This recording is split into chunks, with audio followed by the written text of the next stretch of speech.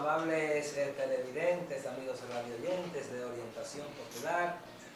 En esta semana se ha desarrollado una importante jornada de Venezuela de cara a Barahona, a la República Dominicana y al mundo, bajo la denominación de rueda de prensa a las 10 de la mañana del pasado lunes 25. Compartimos con la prensa y parte del pueblo en la Casa Presidencial, sede presidencial o Ateneo de Barahona, tras un recorrido por la Amiga del Sur, Radio Enriquillo, gracias a la amabilidad del hermano Manolo Sánchez. También estuvimos en la acción mañanera, gracias a su gerente propietario de empresa radiofónica, el ingeniero Roberto Lama Sahur, de maravillosa con Pablo y su extraordinario programa. Pero no se puede quedar el programa de la solidaridad, Orientación Popular. Y en esta ocasión vamos a compartir con el señor embajador de Venezuela, Ali Uzcategui Duque, Ali de Jesús realmente, y con la comandante, todos la conocen, la señora Vélez, viuda del coronel Francisco Alberto Camaño de Ño. Le he estado invitando siempre, me zafa, dice me zafa, pero ya la agarramos. Usted me dice coronel y yo le corrijo, presidente en armas. Presidente Armas de la República Dominicana, por elección del Congreso de la República Dominicana. Ese es un concepto muy bonito, muy bueno, muy jurídico, pero a mí me gusta ver el hombre de las calles y por eso me digo. Pero el imperialismo no le quiere reconocer que fue presidente. Hay que decirlo también, hay que decirlo también. Entonces vamos a empezar permitiendo que el señor embajador diga su saludo a los barahoneros, a la gente de la región sur del país y del mundo. Luego entra la jefa a su saludito y entramos en materia de más. Claro, por supuesto. Muy buenos días al pueblo dominicano y barahonés, como muy bien el doctor Pradera acaba en estos momentos de anunciarlo. Me encuentro acá en esta preciosa ciudad con la finalidad de cumplir una agenda de trabajo en función de tener contacto con los medios de comunicación social y con las organizaciones sociales que de alguna otra forma no solamente respaldan el proceso bolivariano, sino que también respaldan ese proceso de integración de los pueblos que es tan importante para América Latina y el Caribe. Y en ese contexto, pues, un gran saludo de Patria Grande, de parte de los venezolanos y venezolanas, y por supuesto, siempre teniéndolos a sus órdenes, o mis órdenes a ustedes en Santo Domingo. Muchas gracias. Vicenta. Buenos días, Raider, darte las gracias por invitarme. He venido muchas veces aquí a Barahona y siempre que vengo me siento muy feliz y contenta, me gusta mucho Barahona. Pero en esta ocasión, pues todavía más, porque se trata de un acto de solidaridad con la hermana República Bolivariana de Venezuela. Entonces, para mí es de orgullo, de honra y de felicidad. Les mando un abrazo caluroso y siempre revolucionario, Vicenta Vélez. Vicenta, que es parte del Comité Dominicano de Solidaridad con Venezuela, pero los historiadores de Barahona dicen que aquí en Barahona estuvo la familia Camaño residiendo en una época. Su padre, no sé si en el servicio policial, su madre y él estuvieron en Barahona, siendo él, no sé si un niño o un joven. ¿Usted sabe de esa historia? No, lo que pasa es que la mamá de Camaño nació en Barahona, los niños son de aquí. Son de aquí, hay muchos niños todavía. Sí. O sea, que la asimilamos como una barahonera más. A usted también, junto al coronel Francisco Alberto Camaño de Ño. Señor embajador, el mundo en la actualidad está muy pendiente de Venezuela por la situación interna que se produce y por las manos extrañas que amenazan a Venezuela, incluso con producir desde fuera una salida militar, que todo el mundo sabe lo que eso implica, porque no creo que haya un país en el mundo que de un modo u otro los imperios no hayan invadido, y en América creo que no queda ningún país que Estados Unidos no haya invadido una o dos veces. ¿Cuál es la situación de Venezuela frente a esas amenazas del imperio de violar la soberanía de Venezuela para imponer gobiernos serviles al imperio? Sí, en eso de manos extrañas, yo creo que también ya determinados quiénes son, y por supuesto no hay que referirnos en profundidad a un proceso histórico de más de 100 años, sino está allí a la vuelta de la esquina cuando en el 2015 el presidente Barack Obama declara a Venezuela como una amenaza extraordinaria e inusual, ¿no? Hay que preguntarse qué tan amenaza puede ser Venezuela para Estados Unidos, donde Estados Unidos, como decía el profesor Don Juan Bosch, el concepto del pentagonismo, ¿no? Grandes corporaciones, un gran poderío militar como representa a los Estados Unidos. ¿Quién va a poder con esa potencia? En ese mismo contexto, pues vemos que también surgen en esa realidad elementos internos de la oposición venezolana que, acompañados de estos elementos foráneos que son los Estados Unidos y algunos otros países o líderes de algunos otros países que realmente respaldan no solamente una intervención, sino un bloqueo económico y financiero como muy bien se está llevando en estos momentos a efecto. Cuando usted me pregunta de qué es lo que estamos haciendo, bueno, sencillamente acoplando a la población mediante algunos planes de defensa en los cuales eso lleva, por supuesto, a una intrusión premilitar y una organización debida y bien orquestada para poder defender lo que es el suelo patrio. Venezuela nunca se ha caracterizado por ser un país intervencionista, todo lo contrario, desde 1810 a la presente fecha. Primero, con el proceso emancipador del libertador Simón Bolívar, padre de Venezuela y de 5 naciones más, como libertador y como independentista, junto con otros grandes héroes y heroínas que dieron sus vidas por las libertades de Venezuela, de Perú, de Bolivia, de Ecuador. Y en ese contexto podemos decir que Venezuela jamás ha salido de su frontera a tratar de intervenir o inmiscuirse en los asuntos internos de algún otro país del mundo, menos de América Latina y el Caribe. Asimismo, Venezuela, por hecho y derecho, tenemos que defendernos, como bien nos lo dice la Constitución de la República Bolivariana de Venezuela, Carta Magna. Tenemos que defender nuestras instituciones, nuestros gobiernos, nuestros símbolos patrios y, por supuesto, no solamente el sentido de pertenencia, sino nuestro territorio, nuestra geografía, nuestros mares, nuestro mar Caribe. Y por supuesto se tiene que hacer a través de una preparación. Por ahí nos han catalogado de estar en una carrera armamentista. Eso es totalmente falso. El desarrollo que tienen las Fuerzas Armadas se ha debido a un plan debidamente funcionado con las demás instituciones desde 1999 a la fecha, y por lo cual nuestras Fuerzas Armadas tienen un nivel óptimo y excelente para la defensa del país, junto con la población, que es uno de los elementos y uno de los actores principales en ese proceso de defensa, porque están incluidas en los diferentes planes, en las diferentes geografías y en los diferentes puntos cardinales de lo que es el territorio venezolano. Mire, mucha gente dice que el problema es Maduro. Usan epítetos, usan adjetivos calificativos, que no funciona la economía, que el hombre es bruto, que para allí, que para acá, amenazan con el golpe de Estado, amenazan con la intervención y hasta son osados, porque entonces recurren a Chávez, pero entonces antes también dieron un golpe de Estado prácticamente a Chávez y lo repuso al pueblo en el poder. ¿Cuál es realmente la causa que genera la inestabilidad que se observa en Venezuela? Mira, eso se dio prácticamente, o mejor dicho, dio sus inicios de ataque a Venezuela desde el momento de que se declaró a través de la posesión del presidente Hugo Rafael Chávez Fría en 1999, y le dijo al Estado norteamericano, al gobierno del Estado de Estados Unidos, le dijo: mira, nosotros dejamos de ser el espacio trasero, nosotros buscamos nuestra autodeterminación y nuestra independencia.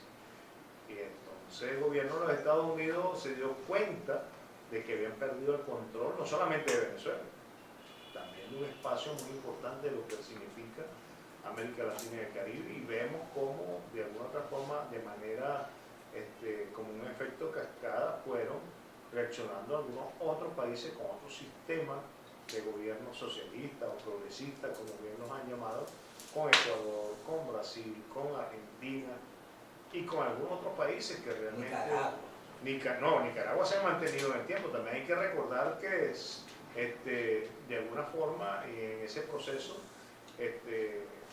Cuba, que no la hemos nombrado, ha representado históricamente no solamente una representación hegemónica, sino muy importante dentro del proceso de la dinámica de revolución en América Latina y el Caribe.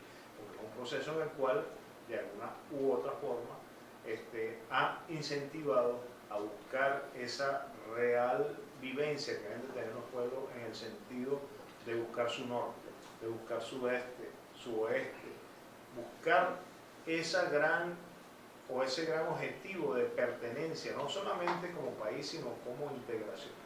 Entonces, por supuesto, en lo que sale un nuevo sistema político denominado socialista, o cuando sale un hombre progresista, porque todavía hay que recordar que el presidente Hugo Rafael Chávez Frías en ese momento histórico era visto como un hombre progresista. Fue hasta el 2004-2005 que declaró que era un gobierno socialista, y más aún cuando lo establece así la Constitución de la República Bolivariana de Venezuela por su proceso de desarrollo social que está establecido allí, y que por lo cual tenemos una Asamblea Nacional Constituyente. Contra eso es que están luchando los Estados Unidos, contra eso es que está luchando la oposición, y por eso es que de alguna u otra forma hay una desarticulación, hay una subversión interna por ese nombre que ha ocurrido desde el mismo momento que llegó el presidente Hugo Rafael Chávez Frías. Vemos el golpe de Estado del 2002, luego las acciones del paro nacional, del paro petrolero 2002-2003, luego la salida del 2013-2014, y así sucesivamente, hasta que por fin no se han dado cuenta de que no es Hugo Rafael Chávez Frías, que no es Nicolás Maduro Moro, sino que es un pueblo que se ha prácticamente educado a través de un proceso en donde él mismo fue el que hizo el texto constitucional, como es la Constitución de la República Bolivariana de Venezuela. Es una de las, por no decir la única, pero es una de las constituciones las cuales el pueblo que ha hecho su texto, y que se llevó un referendo para establecer si se establecía o no, y eso fue los resultados del 15 de diciembre de 1999. Dar cumplimiento al texto de esta Constitución, y que por lo cual en estos momentos, el 30 de julio, también se llevó a un proceso constitucional, el cual se nombró una Asamblea Nacional Constituyente, y se está trabajando para buscar la fortaleza de esta Constitución, no para eliminarla o sustituirla, no, fortalecer esta Constitución de 1999. Entonces, esa es la razón de las acciones del gobierno de los Estados Unidos desde Obama y desde mucho antes. Hay que recordar que el presidente Hugo Rafael Chávez Frías en las Naciones Unidas, cuando le tocó hacer su disertación entre los Estados miembros, esa palabra que ha salido, ¿no?, que se ha mantenido en el tiempo de la historia, aquí huele a azufre, claro, porque el día anterior había declarado, o había dado su declaración, el presidente Bush hijo, por supuesto. En ese contexto ha existido un proceso de desarticulación contra el gobierno venezolano, contra el proceso revolucionario y contra esta Constitución, que es la Carta Magna de nuestro pueblo.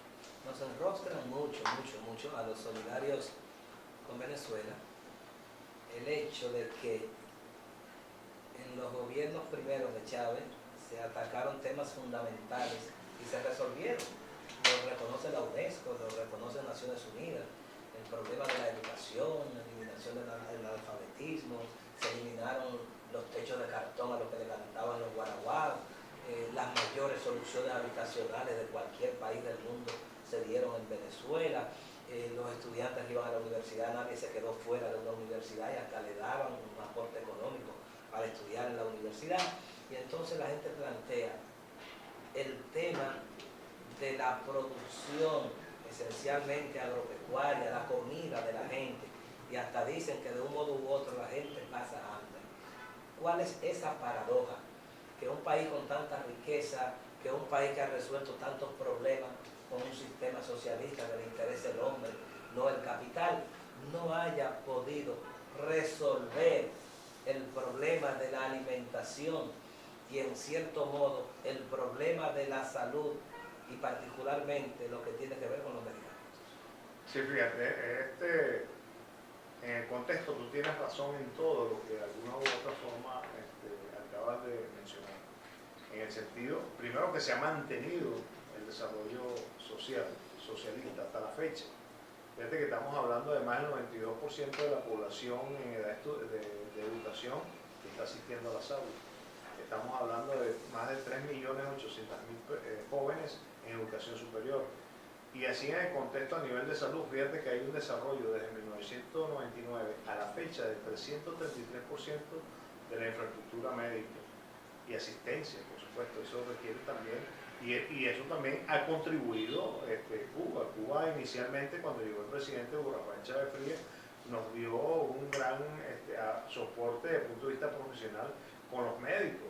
Y de ahí fue donde empezaron a surgir la misión salud, la misión Yo Sí Puedo, que fue sencillamente sacar al pueblo del analfabetismo, y así cuando en el 2004-2005 la ONU declara a Venezuela libre del analfabetismo con el apoyo de Cuba.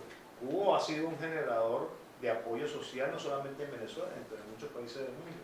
En ese contexto, cuando de alguna otra forma hablamos, por ejemplo, a nivel de vivienda, es cierto, todavía se continúa, se mantiene no un legado, sino un plan de desarrollo. Pero ¿qué pasa? Que ese plan de desarrollo desde el 2001 a la fecha, porque son 3 planes de desarrollo socialista, 2001, 2007, 2007, 2013 y 2013, 2019, ha tenido en sus espacios una descontinuidad y no se ha podido lograr el desarrollo de todos los planes de manera comedida, porque siempre ha tenido que haber un obstáculo en vencer para poder continuar. Empezamos con el golpe de Estado del 2002. El golpe de Estado del 2002 no fue más que el inicio de un proceso de tratar de desarticular no solamente los planes de desarrollo, sino la Constitución y, por supuesto, desconocer la misma. Vemos lo que ocurrió en ese golpe de Estado. Luego vemos el paro nacional, el paro petrolero, el cual generó más de 20.000 millones de dólares en pérdidas. Y así han venido ocurriendo hasta hablar lo último que ocurrió en los últimos 5 meses, en donde la oposición, junto con algunos adversos grupos violentos, generaron una cantidad de hechos criminales en las cuales hoy en día estamos hablando. Le llaman guarimba. Sí, eso es lo que le llaman guarimba, de un concepto en donde antes nosotros llamábamos era desorden público. Pero no, aquí es un rebú. Bueno, aquí no le... Entonces, en ese descontinuidad de proceso, por supuesto, nunca se logró obtener resultados positivos de esos planes de desarrollo para buscar esa, vamos a decir, autosuficiencia a nivel de consumo de alimentos, ¿no? Todavía nosotros, hasta hace varios meses atrás, manteníamos casi un 70% de obtención de insumos para poder tener la alimentación y, por supuesto, lo que tiene que ver con el sostenimiento de los insumos a nivel de farmacia o de medicina. En ese contexto, cuando hablamos de que se mantiene un proceso de desarrollo, pero con muchas necesidades a nivel de abastecimiento y a nivel de abastecimiento de alimentos y de salud, se debe producto de un plan orquestado desde afuera y desde adentro para prácticamente imponer un bloqueo económico y un bloqueo financiero que lo acaba de decretar el presidente Donald Trump, el presidente de ese gran país norteamericano y de eminentes recursos y por supuesto de dominio mundial, que de alguna otra forma, cuando hablábamos inicialmente Venezuela, que representa otro sistema político diferente al que ellos representan, porque también Donald Trump recientemente ante las Naciones Unidas en la ONU manifestó que Venezuela había una dictadura socialista. Entonces tendríamos que pensar que el gobierno que también dirige es una democracia o una dictadura democrática capitalista. Yo ni sé qué nombre darle, ¿no? Entonces es cuestión, no es de perspectiva, es lo que realmente están sustentadas nuestras verdaderas instituciones, en la cual buscamos el respeto con una adecuada autodeterminación. Por eso la lucha democrática que existe en Venezuela, y por eso que se implementó en estos momentos la Asamblea Nacional Constituyente para buscar a través de 8 leyes que presentó el presidente de la República el mejoramiento económico. Fíjense que otro de los grandes problemas que tenemos ahorita, aparte de ser considerado como una amenaza inusual y extraordinaria, imagínense, ahora vamos a hacer una amenaza financiera porque el presidente Nicolás Maduro, junto con el aparato financiero del Estado venezolano se está buscando otro tipo de financiamiento a través de otras divisas como el euro, el rublo, el yan, y todas aquellas divisas con las que se pueda comercializar y hacer cualquier tratado económico en función de ir separando lo que es la divisa norteamericana. Entonces imagínense lo que va a representar eso para los Estados Unidos, ¿no? Una zona de peligro, más cuando hablamos que ya estamos negociando, por ejemplo, con China, lo que son los trámites posiblemente de los embarques de petróleo, de insumos, con Rusia, o sea, en su moneda, una moneda que también tiene una fortaleza económica. El yen y el rublo. El yen y el rublo, así de sencillo, y el euro. Y ¿Y por qué no la rupia? y cualquier otra moneda que tenga Claro. un país soberano que vaya a negociar. Pero me parece que hay una deficiencia de la producción en Venezuela. Yo fui a un evento de los movimientos sociales y se estaba hablando del trueque y de otras formas para el abastecimiento. Y el mismo Petrocaribe planteó cambiar el petróleo por caraota, le llaman ustedes la bicholita negra, y por otros rubros agrícolas. Ese tema de la producción interna, para no depender tanto de las importaciones, ¿cómo está en Venezuela? Ahorita, fíjate, producto de ese gran problema del bloqueo económico y financiero, que no gastamos el tiempo, no perdemos el tiempo de denunciar ante el mundo, sencillamente nos ha originado prácticamente una defensa contra ese bloqueo. Y esa defensa es ir a un proceso endógeno hacia adentro, en donde estamos hablando de una agricultura urbana, imagínate, urbana, en donde los espacios más menos imaginados que puedan servir para el desarrollo de la agricultura se están utilizando desde el punto de vista de tener una economía urbana asequible en donde también se puedan producir alimentos, pero más destinado a la producción rural, en donde hay mayores extensiones de terreno, territorio, y no solamente en la obtención de leguminosas, vegetales, etcétera, etcétera, sino también en lo que tiene que ver con el desarrollo de la ganadería. Entonces es un proceso que estamos ahorita realmente desarrollando y que nos ha ido permitiendo ir ocupando ciertos espacios. Pero de alguna otra forma todavía por ese bloqueo económico y financiero no nos permite tener cierta cantidad de insumos que nos pueda permitir lograr el equilibrio del abastecimiento necesario, porque de alguna u otra forma no tenemos en estos momentos, en corto tiempo, en una planificación hay tres elementos fundamentales, que es el corto, mediano y largo plazo para la planificación, la ejecución y la concreción de los resultados. En ese proyecto nos encontramos en función de esa gran amenaza y de esa gran vulnerabilidad que la estamos convirtiendo sencillamente en oportunidad y en fortaleza para poder ser autosuficientes. No vamos a lograr el 100%, pero sí por lo menos el 70%. Ese 70% adverso que tenemos, lo tenemos que reinvertirlo, claro, reinvertirlo para poder lograr el abastecimiento, y que lo estamos generando con la ayuda de la población y de todos aquellos que con la misma empresa privada, pequeña y mediana empresa, porque si hablamos de los grandes capitales económicos que tienen de hace muchos años el dominio de una producción de abastecimiento, pues debes de contribuir. Lo que hacen más bien es orquestar procesos para lograr el desabastecimiento. Hay una empresa que lamentablemente es la empresa Polar, que de acuerdo a algunas informaciones debe de producir alimentos para poder almacenar y tenerlo como insumo para producción. No, ahí lo que hacen es importar, y lo que es que consumen la producción nacional, o sea, la que orquesta el gobierno, la que origina el gobierno, ella la compra. ¿Debe de producir también? No, ella lo que hace es comprar. No importa nada. Recicla, y entonces después vemos cómo el comportamiento de desabastecimiento se va manteniendo por falta. Y acapara. Bueno, que la Para desabastecer el mercado. Totalmente. Mire, una de las cosas que más inquieta a baraoneros dominicanos y al mundo, y que parece que los grandes medios de prensa han manejado contra Venezuela, es lo que ellos llaman la represión, los presos, los muertos de la Guarimba, y con ello quieren tildar al gobierno de un gobierno represivo, un gobierno criminal. Yo veo algunas noticias, ¿verdad?, en Telesur, en Cuba, Cubavisión Internacional, donde se plantea cómo se forman comandos, decapitan, hacen actos de corte terrorista, incluso que esos medios nos interesan en proyectar. ¿Cuál es la realidad de esa violencia que se ha generado en Venezuela? Bueno, esa misma realidad de que proyectan y que se lo aducen al gobierno nacional es producto de la oposición.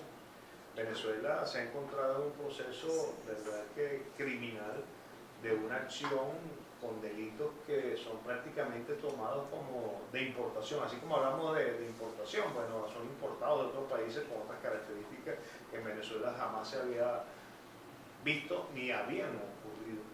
En ese contexto nos encontramos de que actualmente hay más de 126 personas afectadas, fallecidas por supuesto, en ese periodo de violencia de la que muy bien usted describió anteriormente, en la cual se generó fuera de Venezuela, fuera de las fronteras de nuestro país, de que eran productos y originadas por el gobierno nacional a través de los diferentes órganos de seguridad del Estado. Resulta ser que tenemos más de 800 efectivos heridos, producto de la violencia generada por la oposición, y aparte de eso, sí es verdad, hay algunos funcionarios de seguridad que provocaron, o por el mal uso de las armas sin autorización y llevando a las manifestaciones esos niveles de manifestación de la violencia que se originó en el país, lamentablemente provocó de alguna forma de que fuera reflejado contra el Estado una acción que originó la oposición. Esa oposición que adversó el proceso, esa oposición que de alguna u otra manera ha venido tomando acciones para diametralmente culpar al Estado de una violencia que ellos generaron. Como dije anteriormente, hay 35 funcionarios de los órganos de seguridad del Estado que lamentablemente están detenidos, están siendo sometidos ante los tribunales respectivos por haber originado algunos hechos delictivos en estos momentos tan difíciles del país.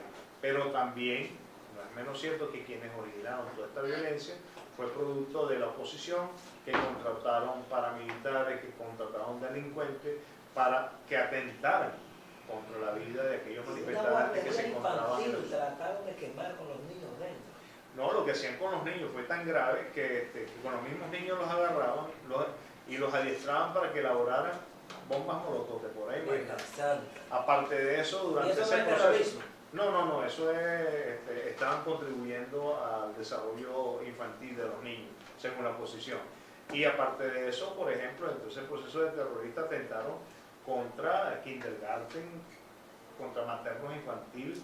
Hay un kindergarten que había 89 niños que gracias a la atención de los vecinos y los bomberos fueron rescatados, porque estos manifestantes pacíficos, según la oposición, con bombas molotov quemaron este kindergarten que pertenecía al Ministerio de Vivienda.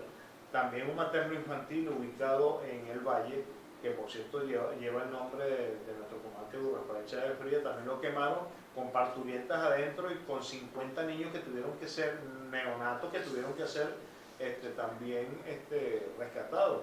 Y así como eso, pudiéramos hablar de una cantidad de acciones por parte de esta gente, manifestantes pacíficos que llamaba la oposición, pacíficos cuando salían de la frontera, pero adentro eran violentos, pacíficos por la oposición, por los medios internacionales que apoyaban el proceso de la oposición. Entonces, en ese contexto podemos ver que hay una guerra mediática, una guerra de cuarta generación, no solamente contra Venezuela, contra el gobierno venezolano, contra lo que representa la Constitución de la República Bolivariana de Venezuela, y hacer ver que en Venezuela lo que hay es una dictadura, lo que hay es un tirano. Pero resulta ser que no se dan cuenta de que lo que realmente hay un ataque sobrevenido de parte de Norteamérica, del gobierno de los Estados Unidos y de una oposición apátrida antinacionalista que asiste en Venezuela, que está prácticamente queriendo entregar el territorio venezolano a las fauces del poder norteamericano y por qué no de alguna apetencia de otros países. Bueno, nos va a dar un permisito para hacerle una pregunta a Vicenta Vélez. ¿Cómo no? Para entonces venir con la despedida ya, tanto suya como de ella y de nosotros, en esta importante entrevista con el embajador de la hermana República Bolivariana de Venezuela, Ali de Jesús Uzcategui Duque, y con Vicenta Vélez, la jefa. Vicenta, ante esta realidad venezolana, ante estos esfuerzos de la gran prensa, de los monopolios,